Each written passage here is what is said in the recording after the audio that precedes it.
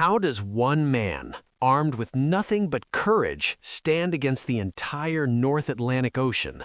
How does a single human body become the final desperate bulwark between survival and a catastrophic watery grave for hundreds of men? This is not a myth. This is a story of raw physical sacrifice etched into the steel hull of a warship.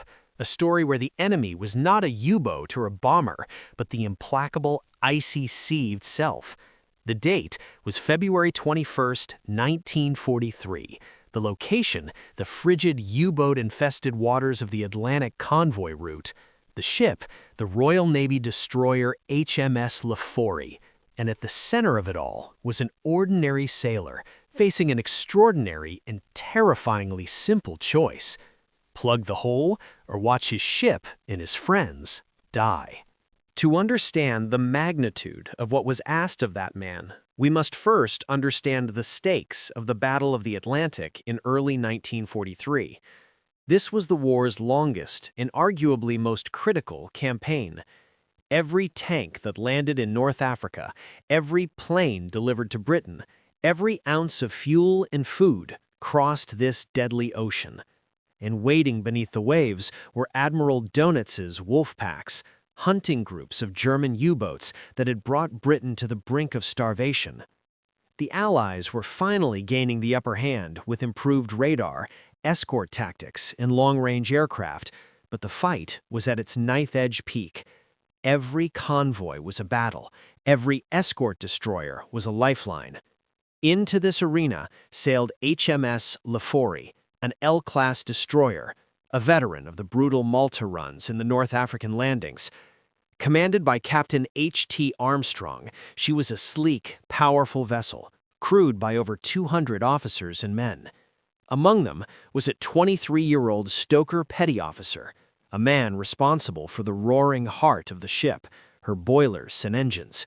His name was William Alfred Bill Savage. Savage was not a frontline soldier. His battlefield was the scorching, noisy world below decks. His weapon was a shovel.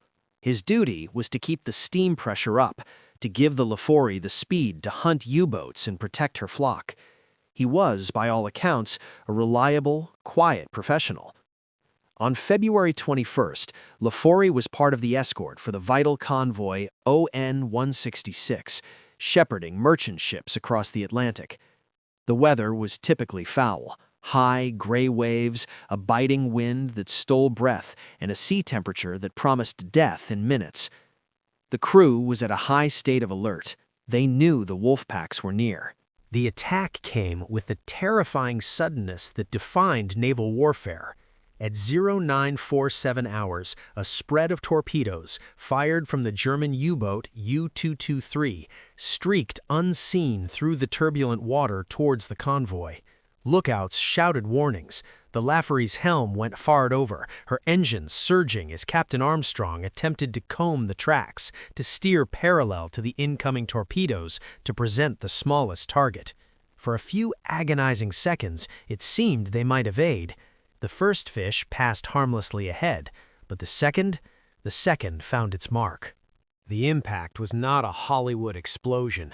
It was a deep, sickening crump that reverberated through the entire 1,900-ton frame of the destroyer. A column of whitewater and debris erupted amidships on the starboard side.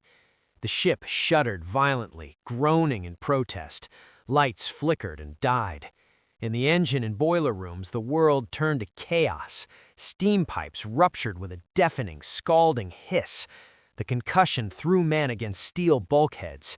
Icy seawater, at a temperature just above freezing, exploded into the confined space with the force of a bursting dam. The torpedo had struck near the forward boiler room. It tore a massive hole in the Lefroy's thin hull plating. But critically, it was not a clean, instantaneous kill. The ship's watertight integrity was breached, but her bulkheads, for the moment, held. The immediate danger was catastrophic flooding. Thousands of gallons of the North Atlantic were pouring in every minute. If the forward boiler room flooded completely, it would not only drown the men inside, but would cause a fatal loss of stability. The ship would list, become unmanageable, and likely sink, or become a sitting duck for a finishing torpedo. The LaForre was wounded, but still alive, still fighting. Damage control parties sprang into action. Men scrambled through darkened, sloshing corridors, dragging hoses and wrenches. The order came down: shore up the breach, patch the hole. But here, the brutal reality of the damage became clear. The hole was not a neat, patchable gash. It was a jagged, twisted tear in the steel, located just below the waterline. As the ship wallowed in the heavy seas, the hole was alternately submerged and exposed. Each time it went under, a new torrent rushed in. Conventional methods, using a collision mat or a wooden patch, were failing. The pressure was too great. The water was winning. By 10:30 hours, the situation was becoming desperate. The forward boiler room was taking on water faster than the pumps could eject it. The list was increasing. The chief engineer's reports to the bridge grew more urgent. The cold was a weapon in itself. The seawater, mixed with oil and grease, coated everything. Men lost feeling in their hands and feet. The very metal of the ship sucked the heat from their bodies, and all the while the threat of a follow-up attack from U-223 or another U-boat loomed. The LaForre was slowing, becoming vulnerable. If she went down, a gap would open in the convoy's defensive screen, leaving the merchantmen exposed. Hundreds of lives and tens of thousands of tons of vital cargo hung in the balance. This was the crisis point. The engineering officers and senior ratings in that flooding compartment faced an impossible equation. The pumps were overwhelmed, the patches wouldn't hold, every textbook solution had been tried and had failed. The rising water was threatening to short out electrical systems, which would kill the remaining pumps and plunge the ship into darkness. They could feel the ship's vitality ebbing with each ton of seawater that rushed in. The destroyer, once a symbol of predatory speed, was becoming a waterlogged, dying weight. In the dim, emergency-lit chaos, with the roar of inrushing water and the shouts of men fighting a losing battle, Stoker Petty Officer Bill Savage assessed the situation. He saw the geometry of the disaster. The hole was in a specific location where the force of the sea, channeled by the ship's own motion, focused into a jet-like stream. A rigid patch could not conform to the twisted metal. It needed to be sealed, not just covered, but stopped. And then the idea, born not from a manual, but from sheer, desperate human instinct. To seal a pressure leak, you need a plug, a flexible, conforming plug. Savage made a decision that defies ordinary comprehension.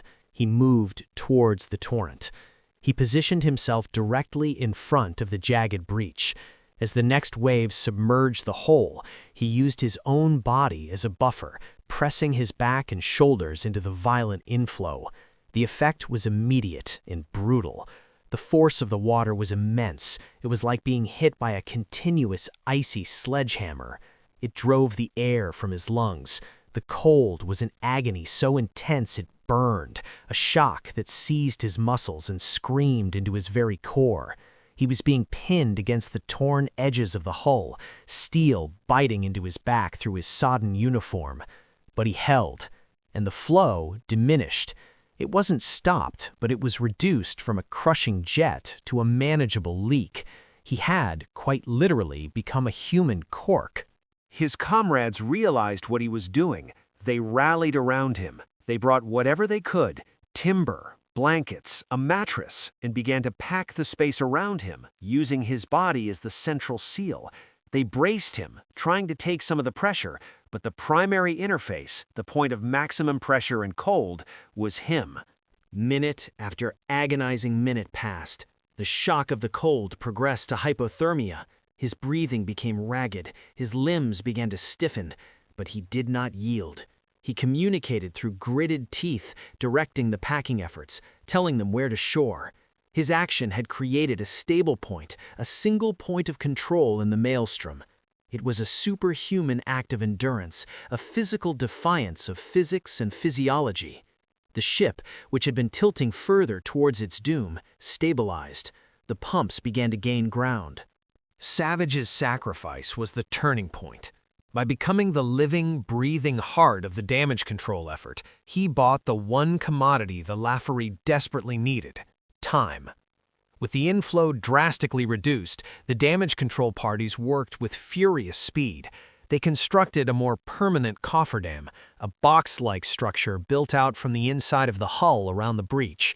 This was grueling, precise work in chest-deep, freezing water, with hammers and wrenches slipping from numb fingers. But they were no longer fighting a losing battle against an open sea. They were now containing a leak. For over an hour and a half, Bill Savage remained at his post. For 90 minutes, his body absorbed the violence of the Atlantic. He was not passive. He was an active, conscious component of the ship's survival. He adjusted his position as the ship rolled.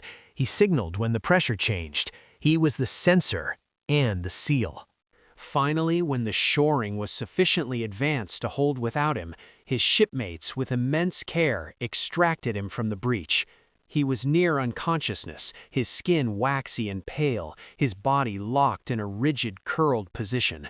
He was carried gently to the sickbay, suffering from severe hypothermia, shock, and lacerations from the steel. With the immediate flooding under control, the Laforet spirit reignited. Her engineers got auxiliary power flowing. Her weapon systems remained operational. Most importantly, she regained steerage way. She was hurt, but she was not out of the fight. She signaled to the convoy commodore that she could maintain her station. She stayed on the perimeter, a wounded guardian still showing her teeth to any U-boat that dared approach. Her continued presence was a moral and tactical victory. The convoy pressed on. HMS Laforet successfully escorted her convoy to port. The damage was severe but repairable. She would return to service, fighting until her eventual loss in 1944. But the story of her survival on February 21, 1943, spread through the Royal Navy. It was a tale that resonated with every sailor who knew the intimate, personal fear of a ship taking water. The full recognition of William Alfred Savage's actions came swiftly. His was not just an act of bravery, it was an act of calculated, sustained self-sacrifice that had a direct, quantifiable result: the saving of His Majesty's ship and the preservation of the convoy screen. For this, he was awarded the highest honor for gallantry available to a British sailor, the Victoria Cross. The citation, published in the London Gazette, stated, "Stoker Petty Officer Savage, in circumstances of great danger and difficulty, by his utter disregard of personal safety and his magnificent endurance, although badly wounded, enabled the ship to be saved.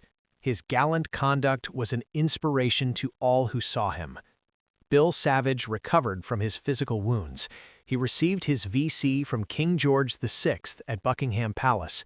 He survived the war, returning to a quiet life, a humble man who had, for one crucial 90-minute period, held the line between life and death for 200 of his comrades. His Victoria Cross stands as a testament to a unique form of valor. It was not the fleeting courage of a charge, but the prolonged, excruciating courage of standing firm. He did not storm a beach or fire a gun. He stood in a hole. And in doing so, he embodied the very essence of naval tradition, that a sailor's duty is to his ship, and through his ship, to each other. This was just one of countless untold stories from the Second World War. A story where heroism was measured not in bullets fired, but in cold endured, and in the simple, profound act of holding on. Subscribe